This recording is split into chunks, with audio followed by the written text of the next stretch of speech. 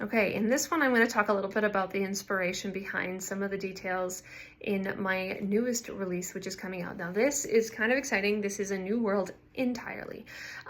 This is not Espire. This is not the world of the Tainted. This is Nantrak. So I'm going to briefly read a section. Now, this is unpublished material. It is fully edited. It is now slated to be released very shortly, and as a little bit of a sneak peek or a little insider info, if you sign up for the newsletter, you'll get to see the cover coming up in the June newsletter. We're going to be doing a cover reveal, and yes, you get to see it first if you're a newsletter subscriber, and then we'll share it with everybody else. But this is an exciting new direction for my writing to go. But let me read you that little section, and then I'll talk about the inspiration for why I decided to write this world. Okay. Leading her beyond the pillar, Askren shrugged. "The desert will provide," he said. "You'd better put on that wrap. Let's go."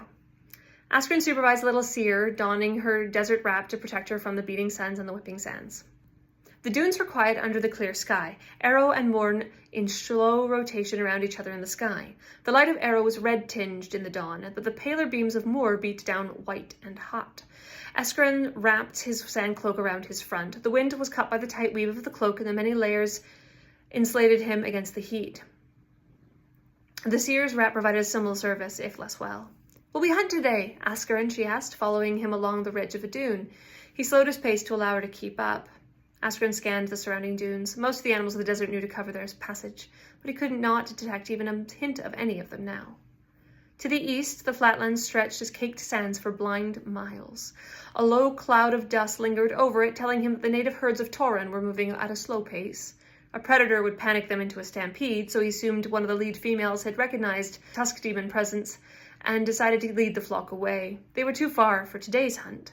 If he could take a few days away, he might be able to find them at one of the oases, but his company forbid such a journey now. "I see no game trails yet." "I thought we should fish," he replied.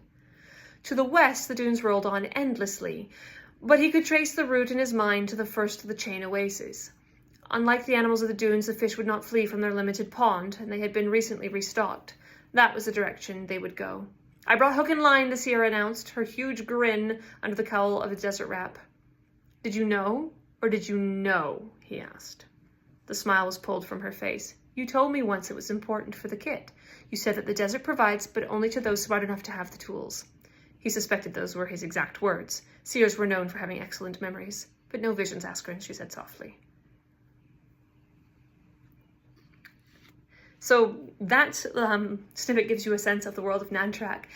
It is a city at the center of a fairly vast desert, and yes, there's reasons for that, because usually cities don't show up in the middle of deserts.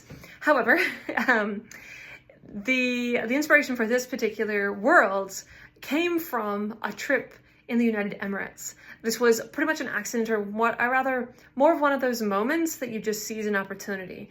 I was in vet school, I was in my third year, going into my fourth, and there was a summer opportunity to go to Beijing to study acupuncture. And as much as I've never actually practiced acupuncture, I really did think it was interesting, and I wanted to learn as much as I could about basically everything to do with veterinary medicine. So I signed up for this trip, and we ended up flying out to Beijing. There was a layover on the way back. We ended up stuck in the United Emirates for, I think it was like 9 or 10 hours, which is a long time to sit in an airport. So we figured, what the heck, when else are we going to be out here? So we actually got our visas or paperwork all together, and we were able to leave the airport, go to a hotel check-in, because you had to have a hotel that you were staying at, technically. And then we arranged for a tour, and we were picked up by these big SUVs, me and a couple other friends, and we went out into the middle of the desert. Other people on our trip, they were going to the world's biggest indoor ski slope or the shopping malls, but we wanted to see the actual desert. So a handful of us went in these big SUVs all the way up. We went dune bashing. So in these ginormous SUVs, they take the air out of the tires and they go bouncing around the desert. And we went to an actual Bedouin camp afterwards, and we got to taste some of the meals and this sort of stuff. And then we went back.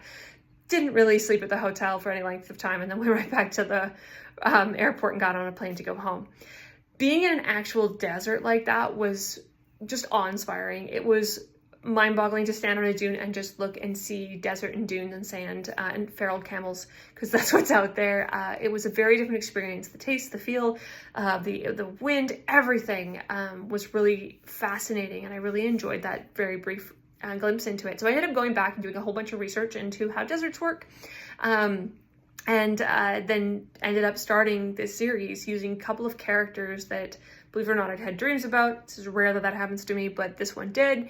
And so I followed up, and thus was born the world of Nantarak. First book in that world will be coming out in October of 2025, so just a couple months from now, and it is called To Walk into the Sands. I hope you check it out.